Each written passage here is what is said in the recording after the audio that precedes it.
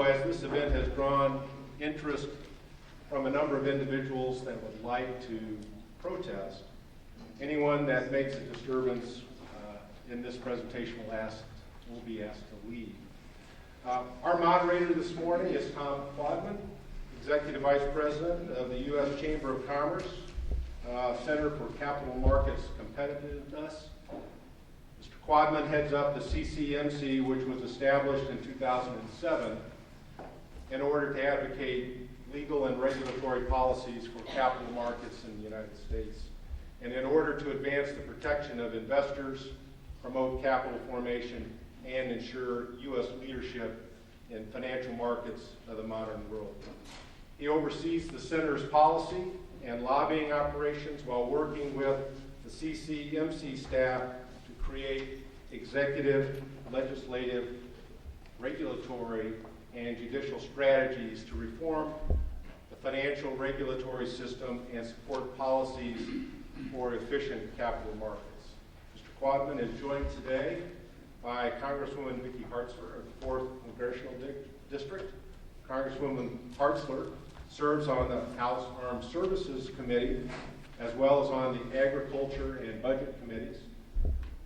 Vicki grew up in rural Cass County and went on to earn her bachelor's degree from the University of Missouri and a master's in education from the University of Central Missouri. She worked as a public school teacher for 11 years and a small business owner. Vicki has worked toward protecting property rights for landowners and has advocated for regulatory reform that supports and encourages growth in the small business sector. Our other speaker today we're honored to have is Congressman Blaine Luetkemeyer from the 3rd Congressional District. Chairman Luetkemeyer is a native of St. Elizabeth, Missouri, and represents the 13 counties making up the 3rd District. Operating a 160-acre family farm has provided him decades of experience in agriculture and has a number of years of experience in small business, working both in banking and the insurance industry. From 1999 to 2005, Luetkemeyer served as the Missouri State Representative and served as a chairman of the Financial Services Committee. He was eventually appointed by Governor Matt Blunt to serve as the director of the Missouri Division of Tourism. Blaine was reelected to the House of Representatives last year in 2016 and serves as a member of the House Financial Services Committee and is the subcommittee chairman of Financial Institutions and Consumer Credit. He is also the vice chairman of the House Small Business Committee. Please give a warm welcome for our panelists today.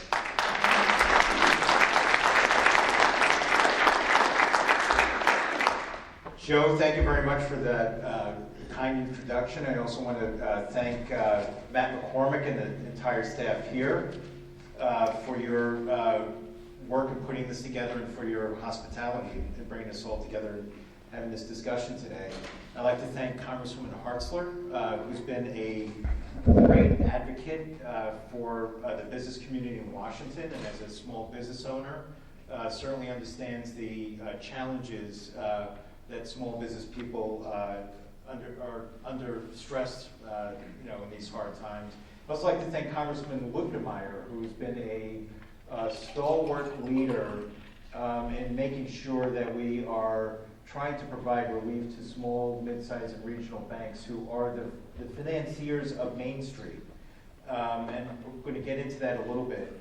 Congressman Luetkemeyer has a little bit of a scheduling issue. It's somebody important to see. So what I'm going to do is I'm just going to truncate my remarks a little bit so we can sort of get into it. But just let me tell you a little bit about why we thought it was important to have this event here and why we're doing events like this around the country.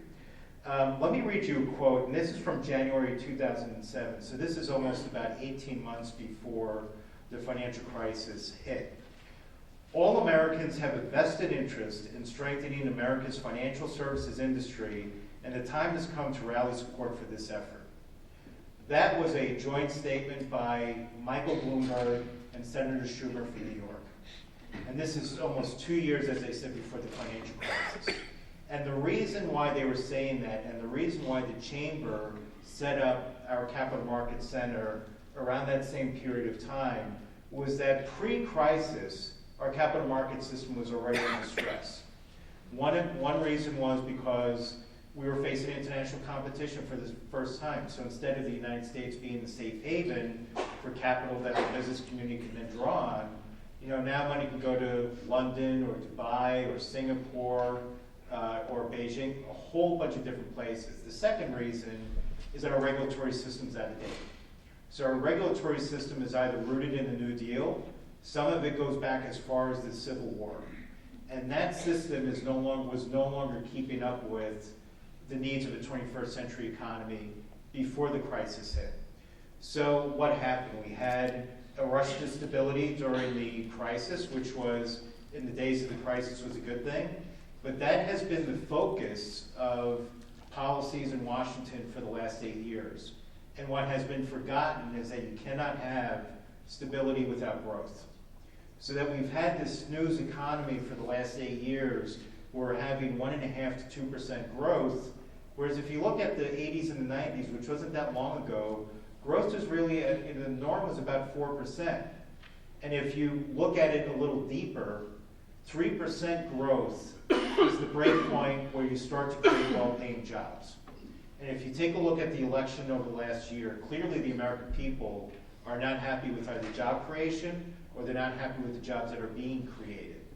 So we, and I know it's a little bit of a big document that was put before you, we decided early last year we need to get a plan out and get it out early, regardless of who won the election, because we need to get back to a growth economy. And the only way we're going to get to a growth economy is if we can unlock the financing, get the financing as the fuel into the growth engine, and more importantly, and this is what we want to talk a little bit about, Main Street is the driver of growth in the United States. And what we've done over the last 8 years in that search for stability is that we've cut off the ability of Main Street to get the financing that it needs. So that is really at the core of what we're looking at. So let me first turn it over to Congressman Hartzler for a couple of comments, and then Congressman Luckenmeyer, and then we can maybe have a little bit of a discussion around it. Very good. Well, thank you, Tom. I appreciate you coming here. I feel very honored to come to Missouri to look at this very, very important topic, and I'm very, very blessed that my colleague Blaine Luckenmeyer agreed to be here today. He is our financial services expert in the Missouri delegation, and the national level is viewed that way. So it's really great that he was able to be here and join us today. I really appreciate him. But you're exactly right, Tom. We've got to get Main Street working again. We've got to get families to be able to have access to capital so that if they want to live the American dream and go buy a home, they can get a residential mortgage, and that they can fill out the paperwork, and that our local banks can thrive. I've just been so frustrated. Of course, I was elected in 2010, but to see how Dodd-Frank has impacted our community banks. It was intended to go after Wall Street and the big banks, but with all the regulations that have come down, it is impacting our community banks. And that just breaks my heart, because it's our local lenders that know the families of that community. They're the ones that know the farmers. They're the one that knows the small business owner. They're the ones that know the person who's an entrepreneur and says, hey, I have a great idea. What do you think? Would you give me a loan for this? Because I think this can really help create jobs, be a great service.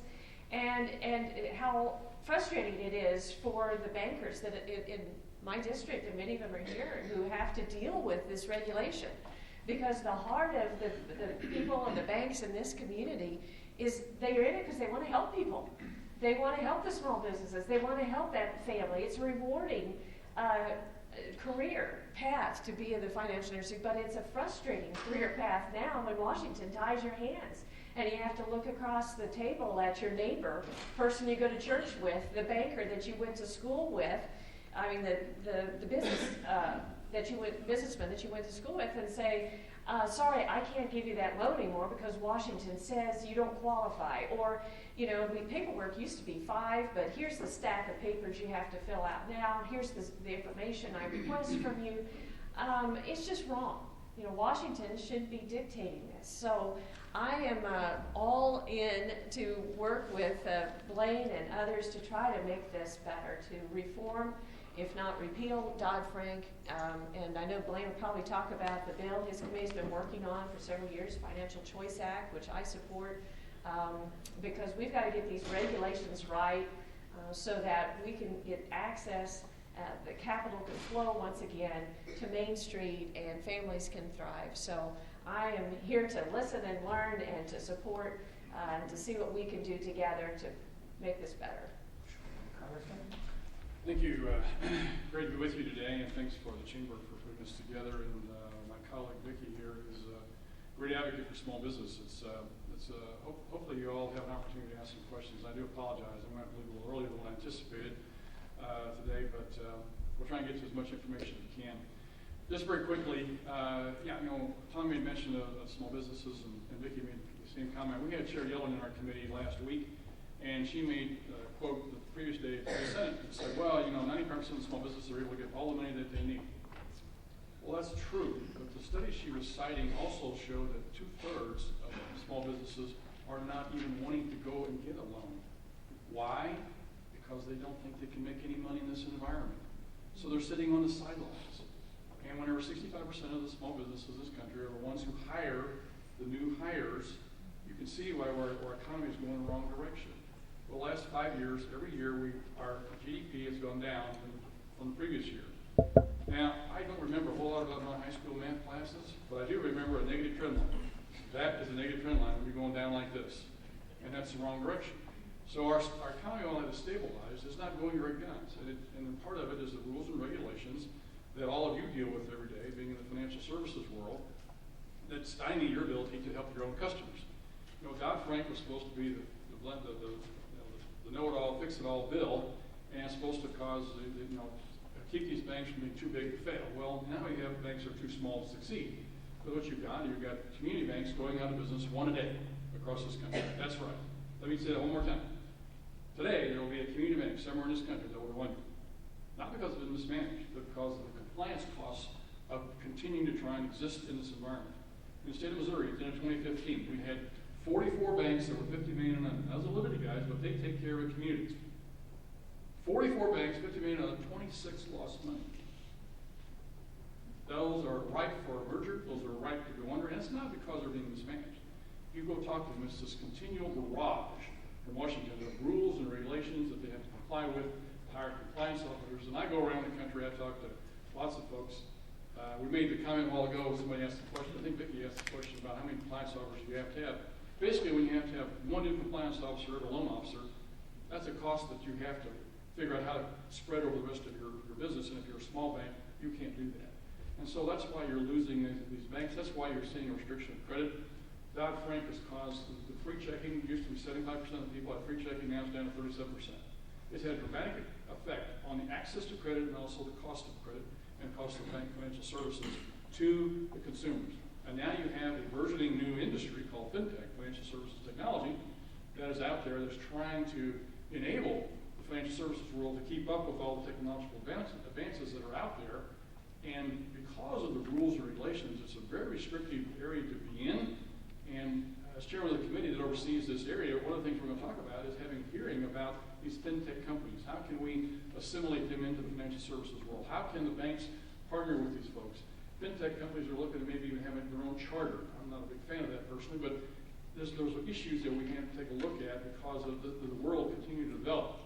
And all goes back to access to credit, access to financial services products that are there, but the rules and regulations that are in place today are causing a restriction of the ability of your local community banks here in this area to actually deliver this kind of services. Now I know I have a good friend here, Mr. Keller, David Keller up the front row here. He's one of the leading small business managers in the state. But I think even he will say that the paperwork has tremendously increased to the point where it's almost nonsensical to do anything. From the standpoint of home loans, the CFPB, Consumer Financial Protection Bureau, came out at the beginning of January with another 30 boxes that the bankers have got to check to be able to make you a home loan. Now, that's nothing but a game of gotcha as far as I'm concerned. But yet, this is supposed to be all done under the guise of consumer protection and you ask any consumer, in fact, I asked one a while ago, one of our good friends who were in the media here, who had to refinance their home, and they said, I didn't read that stuff. None of them do, because the stack is literally this thick. So we've gone the wrong direction with regulation. It's now becoming cumbersome, burdensome, too expensive to be able to comply with, and consumers are suffering. The pendulum's got to swing back to the middle. The Choice Act, which is our fix on this, was passed last fall at committee. We've got Choice Act 2.0 coming up shortly, probably be dropped next week or the week after, and it tweaks a lot of things that are in the old Choice Act. The new Choice Act, I think, is going to be is going to enhance the ability of banks to go back to what they want to do, is service their communities and their customers. And I think if we put the banks back in charge of being able to do that, so the federal government kind of, the federal government, or the Dodd-Frank bill is just like Obamacare to the health industry. Dodd-Frank is between the customer and the banker, where the Obamacare bill got between the doctor and the patient. That's exactly what's going on. And so what we want to do is take that away so that you as a consumer and you as a banker can get together and decide yourselves whether this is a good deal or bad deal for you on a personal basis. So I'll stop there. I can talk all day, as you can tell. This is an area that I have lived and breathed the last 8 years in Congress that is near and dear to my heart from the standpoint. I've been in the industry as a bank examiner, as a banker for over 35 years. So I'm anxious to listen to your questions and look forward to your discussions. Let me ask you a question. And we were talking a little bit about it before, but one of the things that has happened is, the Dodd-Frank, some of the other things that have gone on, there have been a lot of rules that have been created primarily for big banks that, are globally active or whatever. And that those rules are slowly being applied to, mid-sized and regional banks. And part of it is because there are these arbitrary thresholds in Dodd-Frank that automatically start to apply these rules on those banks. And if I found as, we go out and talk to people around the country, I hear from a lot of bankers that as they start to hit these two thresholds, they, for about a 2 or 3 year period, are actually taking some actions which are not necessarily in the best interest of their business, but they want to make sure they're not, falling within the regulatory trap. And then once they pass it, they have all the regulations to deal with. And, additionally, we then see the knock-on effects where they're no longer providing the support to Main Street businesses that we would normally expect. How does your bill deal with that, and what do you think the prospects are for that in the future? Actually, that's deals with systemically important financial institutions. Is this on? Are we still there? We're still there? Okay, good. Systemic financial institutions defined in Dodd-Frank as one that's supposed to be able to take the entire country down. But now if you listen to Elizabeth Warren, the senator from Massachusetts, who we've had a number of discussions with, any bank that will cause harm to their local region. This is why they get into the regional mid-sized banks with some of these rules and regulations. And so what's happening is the stress tests, the living wills, all of that sort of stuff is flowing down to these mid-sized regionals, which in many cases are nothing but just big community banks. They still have a business model that's the same as a community bank, only it's 5 times, 10 times larger. So as a result, they fall into this area here where the big guys above them, and to give you an indication of the size of this, you take the 4 biggest banks in the country out, and you look at the next, I think it's 14 or 18, it takes that many to make the biggest bank in the country, which is J.P. Morgan. So you take all of these next, 14 to 18 banks, put them all together, and there's as big as J.P. Morgan. That's the difference in size between the big guys and the next group that we're talking about here. And these folks are not generally in a position where they're interconnected enough to be able to bring down an entire economy. Yeah, they may hurt the region that they're located, but they're not going to bring down the entire economy. And so Elizabeth Warren is trying to salvage this portion of the bill, but to me it's harmful because not only are some of these things rolling downhill, they're counterproductive when you talk about $10 billion and $50 billion thresholds. Banks have to make a decision on whether you're going to grow and fall in the next category of regulation, whether you're going to stay put. I've talked to banks that have done both. One of them said, no, we're not growing. We're going to downsize. We don't want to get to this threshold where you have to do living wills and trust tests. We're going to stay under $50 billion. Another one said, well, if we're going to continue to do something, we need to gobble up with a couple banks and we'll go above it and then we'll just pay the price and move on. So everybody has to make a business decision based on their own business model. But it's extremely important that everybody understand that even though the argument is from the other side that all this stuff is categorized, that only certain certain sizes of banks, all this still flows downhill.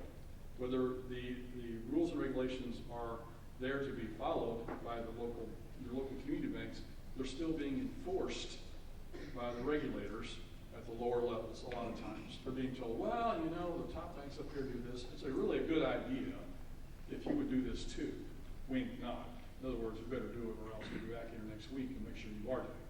So it's this regulatory pressure that the banks, as you go down in size, continue to have from the regulatory side on all the rules and regulations that not necessarily apply to them, but they are getting from the regulators. That is very impactful, and the bill puts a stop to a lot of nonsense and categorizes things in a way that puts pressure on the regulators to get rid of it. Then you go back to the regulators themselves, and I think with the new administration, I think you get different regulators in place, and I think you have opportunity to push back on a lot of this nonsense and hopefully relieve some of the pressure on the regulatory side. So we, last year at the U.S. Chamber, we came out with a survey where we went and talked to over 300 treasurers, who, operate all the financing for non-financial businesses. And what we found with that survey was that 4 out of 5 treasurers were now saying that financial regulations were directly impacting their ability to finance their company. That they were now having to pass on costs to their customers, and that 1 in 3 said that this situation was going to worsen if things didn't change. So, Congresswoman Hartside, as a small businesswoman, how difficult did you find it, to finance the business, and did you find government impacting that before, and how do you see the situation now? Well, it's critical to be able to have that access to capital in order to be able to expand and grow and do what you need to do, and it is always a challenge.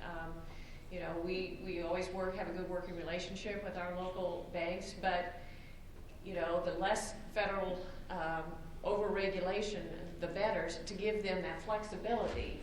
And that's what I think Dodd-Frank did, is it took out a lot of that flexibility, a lot of that control that a local banker who knows their customer had before, and it ties their hands. And so we've got to reinstate that flexibility so that businesses can ebb and flow with the economy, and as opportunities come up, they have quick available access to credit. Just a reminder, if you have any questions, please write them out on the card. They'll get them up to us here, and we'll be happy to ask those questions.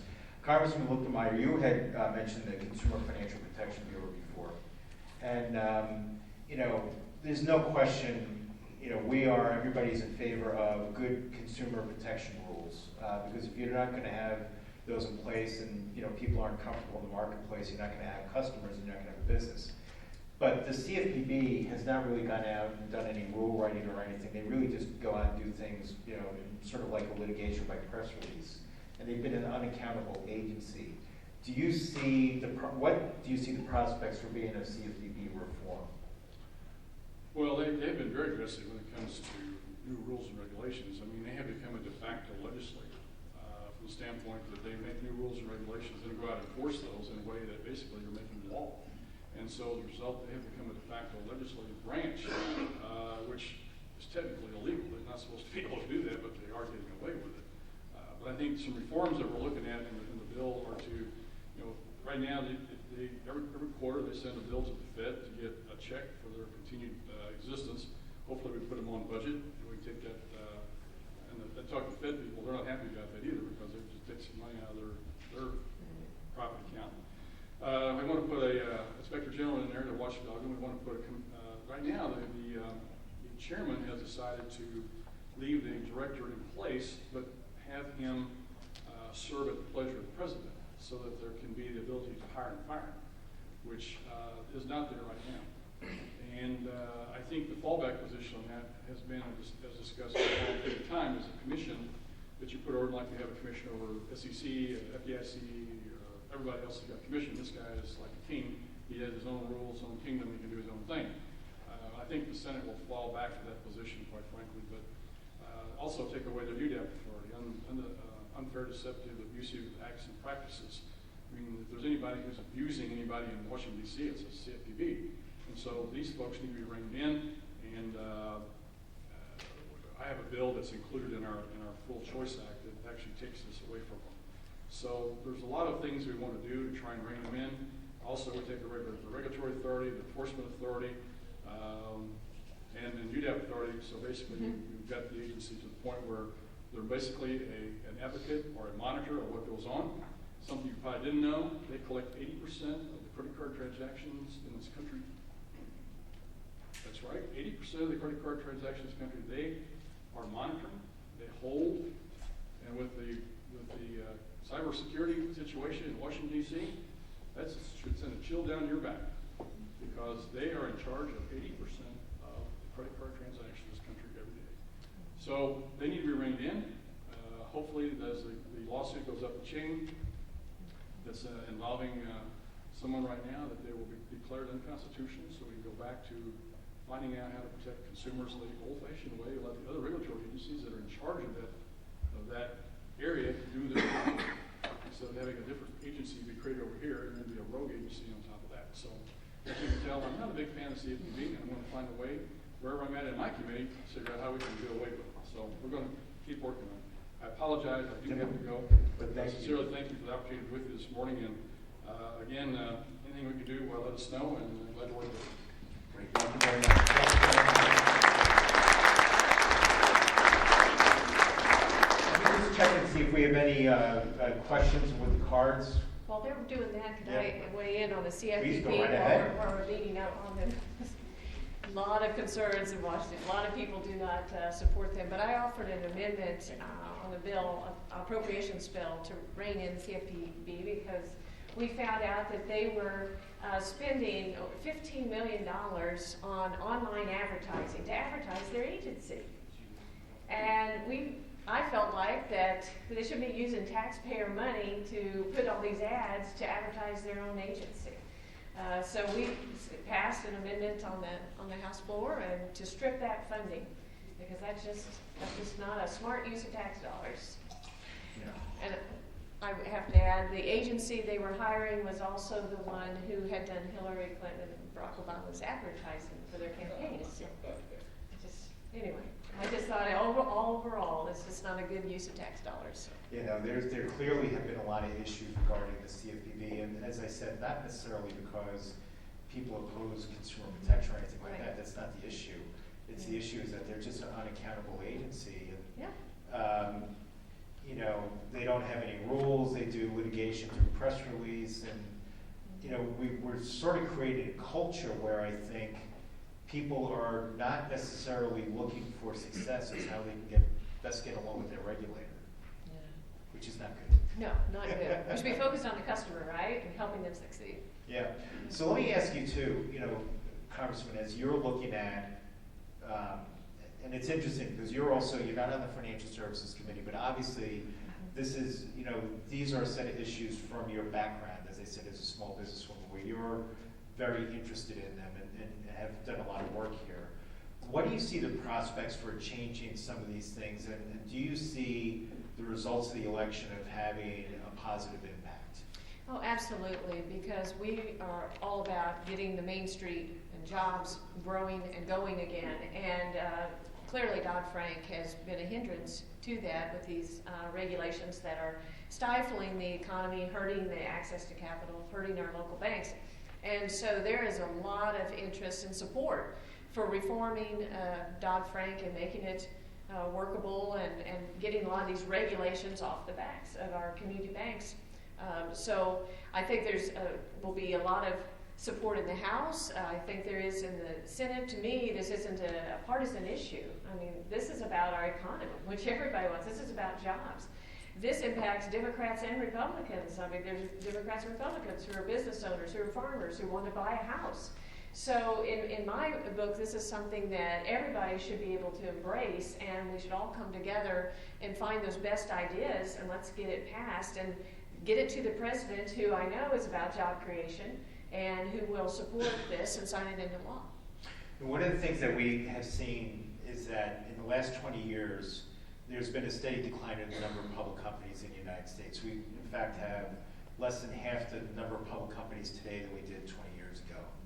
And, you know, in 2012, Congress, with a strong bipartisan majority, passed the Jobs Act to try and make it easier for, companies to get created and to sort of be able to grow and end up being a public company. And that did provide some benefits and the like. With the atmosphere that there is in Washington, which has been highly partisan, do you see on some of these issues the ability for a bipartisan consensus to sort of come together as it did 5 years ago with the Jobs Act, or is this something that you sort of see just operating along party lines? I think there's a good opportunity. Like I said, everybody wants jobs, and both candidates are running for president, and we want jobs. So let's come together and figure out how to do that. And I think tax reform will be a large part of that. As you know, we are working on a tax reform bill, and if we can lower the tax rates, certainly our corporate tax rate is the highest in the world. That makes us uncompetitive. That will make a huge difference. If we can bring back some of those taxes that are trapped overseas from our current tax system, that'll help make manufacturing and staying here in America be more favorable. So I think tax reform is a big part of that, and I'm hoping that we can come together and get that passed as well. Great. I just wanted to check to see if there are any cards, any questions that people may have. Sure. Thanks, Joe.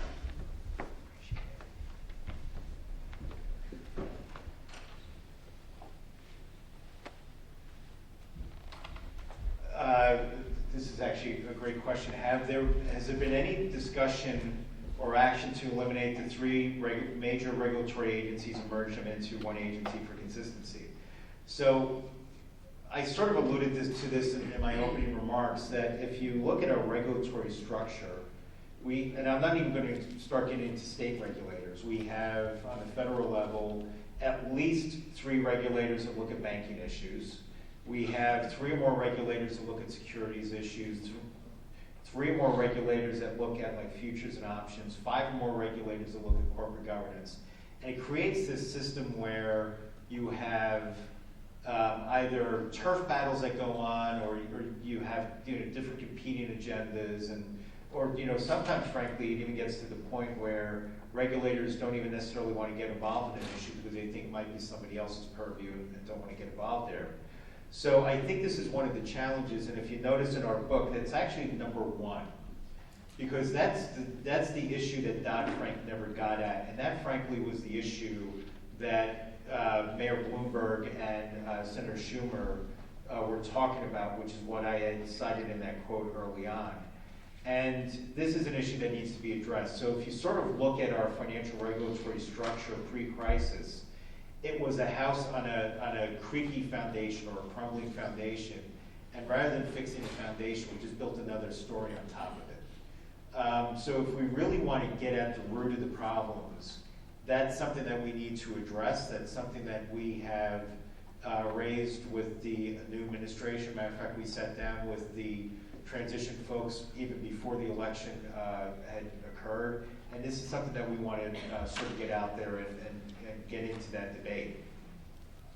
I'll just add, I Yeah. welcome that discussion. In Agriculture Committee, we do deal with several, more than you think, financial issues.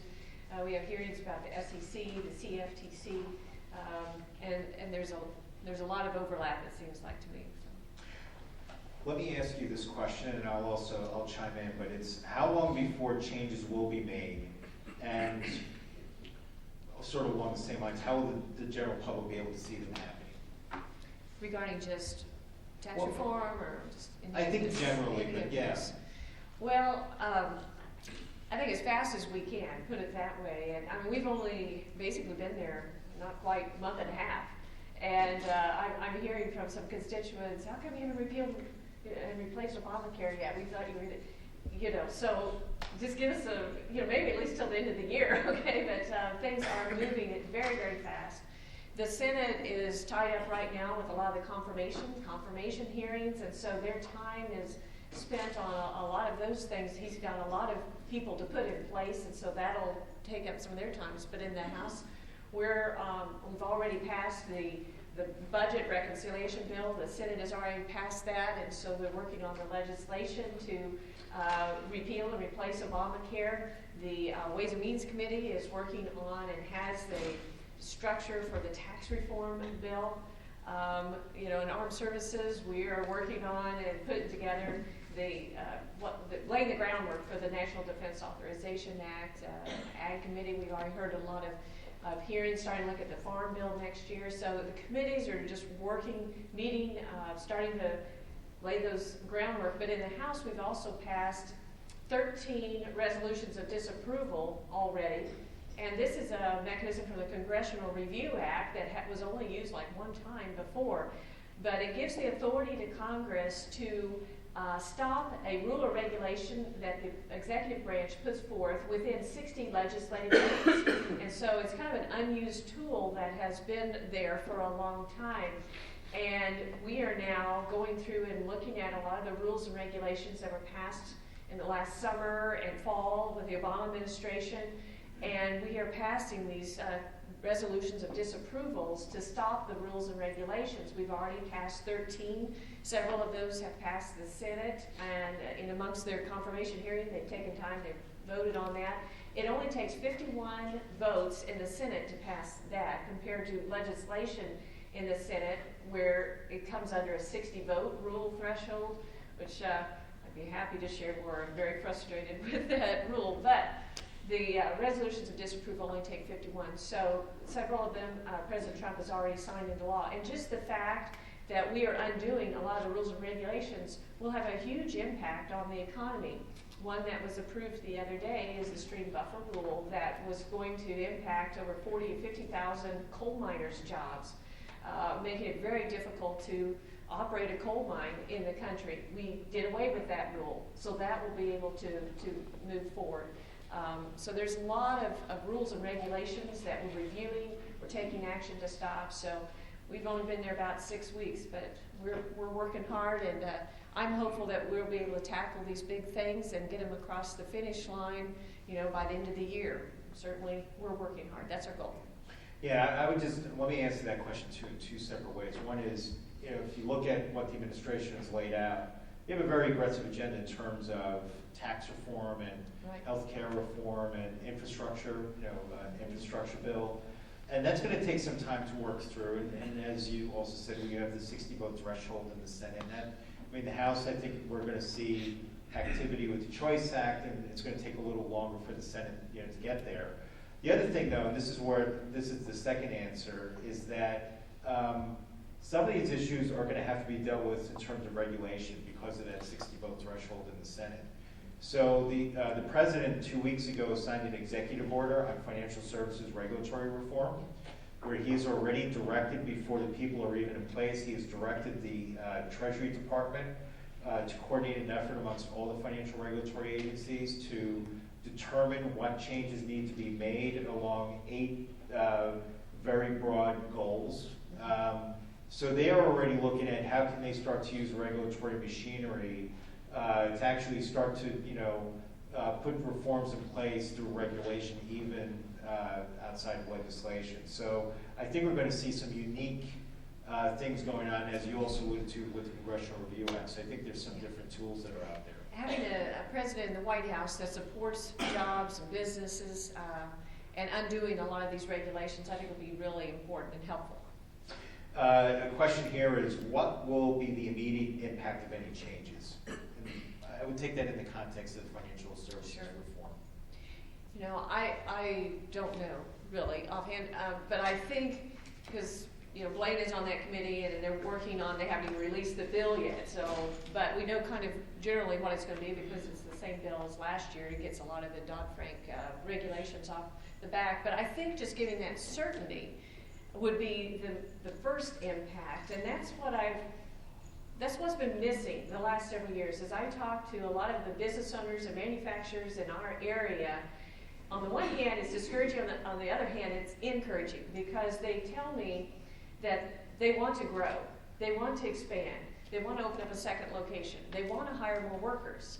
But it's just because of the uncertainty of what is coming out of Washington that's keeping them from doing that. They don't know what their energy bills are going to be. They don't know what their health care costs are going to be. They don't know if they'll be able to access the credit. And they don't know what new rules and regulations is going to come down mid-game. and change the rules. So they said, just let us know what the rules are, and we'll work with that. But tell us what it's going to be. And so I think just the fact that we have this bill when it's out there, and as people start seeing it move through the process, and then when it passes, people will know what the rules are. You will know what the rules are in your banking industry, and businesses will, people will, and that'll give people confidence to once again go, okay, we can invest, we can start moving. And that's what our economy needs, is to start moving. And they can't do that until people know what the rules are. I always go back to the football analogy. You know, when they get the football, they know they move the ball downfield. I would also say too that, you know, I think one of the things that you would start to find, and I think very quickly, is how Main Street is doing, right? Because as I said before my opening remarks, what a lot of these rules have done, and this is what Congressman Luetkemeyer bill is also looking to reverse, is we've been imposing big bank rules on smaller banks. And that has adversely impacted the ability of Main Street businesses to go out and get the funding that they need. And even to take it even a step further, one of the reasons why, you know, we're also concerned about some of the things that the CFPB does is that the CFPB is looking at things in terms of mortgages or credit cards or home equity lines of credit. Well, those are exactly the tools that a person who's starting a business is going to use, you know, to start their business. So as you tinker around in those areas, you're actually fooling around with business creation. And frankly, we've seen the lowest level of business creation over the last 10 years, and we've seen since the government started keeping statistics in the 1970s. So I think what we would start to find is, as these changes sort of, you know, come into place, that you would start to see a lot of more vibrancy and activity in Main Street, and that will help to drive economic growth. Because if we're talking about economic growth, you know, over the last 8 years being stuck at 1.5% to 2%, if you're going to go to 3%, that's a 50% increase in growth. If you're going to go to 4%, that's a doubling of growth. That is a very, very big deal. In addition to what I was also saying in terms of job creation. A little bit unfair to ask you this. I'll have a view too. But you know, the question here is, what are the chances of repealing Dodd-Frank? So, what are your thoughts? Well, that's been my goal. As I visit with so many people, just repeal it. You may have heard about our undo list. Some of us in the media, it's been a project people in the 4th District and I have been working on for the past several months. But when I first ran for office in 2010, a reporter asked me, what's the first thing you're going to do when you get to Washington? If you're elected, what's the first bill you're going to introduce? It kind of threw me in. I said, you know, I'm not really running with a to-do list. I'm running with an undo list. Because I believe we just need to undo a bunch of things, such as Dodd-Frank and the Affordable Care Act, which is the Unaffordable Care Act, and undo a lot of these over-regulations and just get out of people's lives and let the free enterprise system work, let freedom reign, and I think we'd all be better off. And so I kept hearing this theme over the last several years from people, I wish we could undo this, wish we could undo that.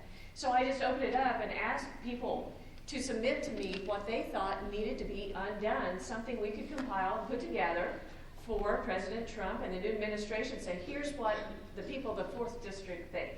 And we had so many entries. It was great. If any of you submitted something, thank you. We ended up with an 18-page document.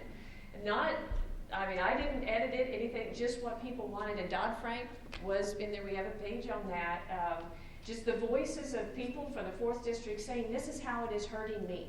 And we had some small business owners that specifically wrote in about Dodd-Frank. It's like, I can't get access to a loan.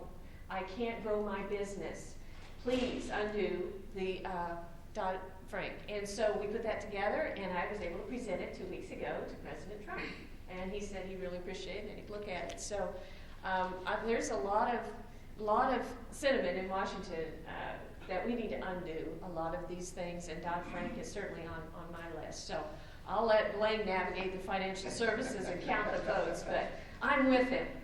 Yeah, and I would say, look, the chances, I think part of the challenge with Dodd-Frank is there are a couple of provisions of Dodd-Frank that actually work, right? In terms of derivatives regulation, there needed to be a lot of transparency and accountability there, and actually that has worked, and it's actually worked to the point that internationally, that is being linked up, and that's something that we've worked very hard on.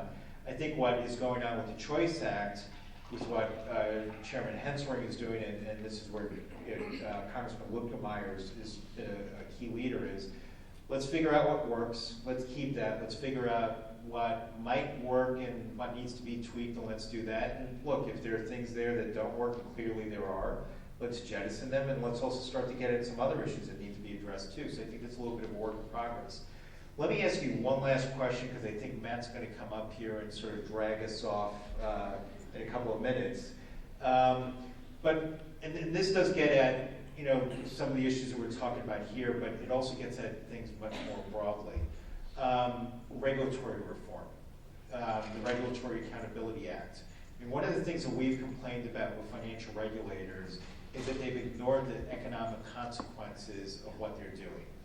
And what has been a problem throughout the regulatory agencies is one that there's a bill and there's a piece of legislation known as the Administrative Procedures Act, which sort of sets forth how an agency has to write a rule or a regulation. That was written in 1946 and hasn't been touched in the last 70 years. So there's now a bill that you voted for where the House has sort of said, okay, here's a set of reforms, we need to have more transparency and process around rule writing. Do you see the prospects for regulatory reform moving forward, and do you see that having positive impacts on the economy? Yeah, absolutely, and we've also passed a bill called the REINS Act, Yes. R-E-I-N-S, but also would give Congress, the elected officials, the opportunity to weigh in on a rule or regulation that's going to cost more than $100 million, then we would have to approve it.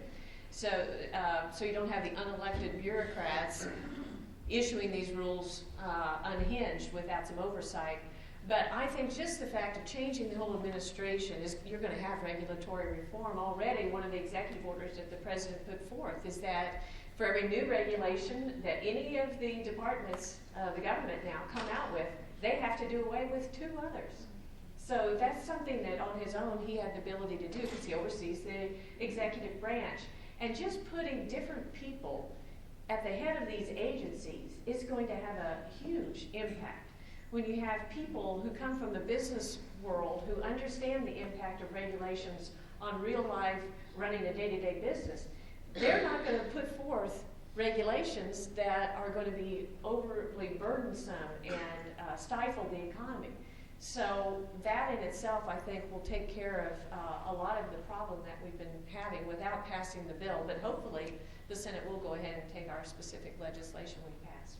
Yeah, in fact, we had an instance where there's something in Dodd-Frank known as a Volcker Rule, and it places different restrictions on how banks can underwrite bonds and stock offerings and the like. And we wrote numerous letters to the agencies as they were developing the rule, but we sent them one specific letter which we said, hey, it's according to the businesses we're talking to, it's going to raise borrowing costs by at least 50%.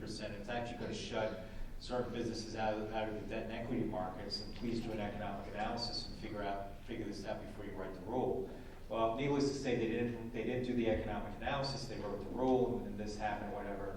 So last December, 3 or 4 years after the Volcker Rule was put in place, the Fed came out with a study and said, yeah, there's been unexplained stress in the corporate bond markets, and the only explanation is the Volcker Rule.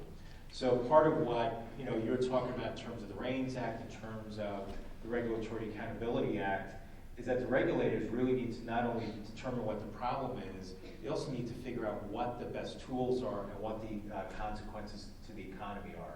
So with that, let me turn it over to Matt. And again, thank you for your hospitality and help with putting this together. We really appreciate it. And Congresswoman, I'd like to thank you for being a great partner in this fight. Feel very honored to be a partner and very appreciative of the opportunity to be here today. Thank everybody here for what you do for this community. Thank you.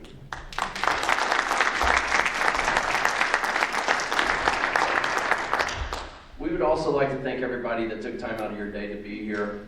We appreciate you making time in your schedule to be here and to learn. To Tom, the U.S. Chamber, thank you very much. We appreciate the partnership and all the support that you give our businesses back home here on the federal level. Thank you so much for all you do. And Congressman Hartzler, thank you for taking time out of your schedule. You're always here for us, and we appreciate everything you do for our district. Thank you.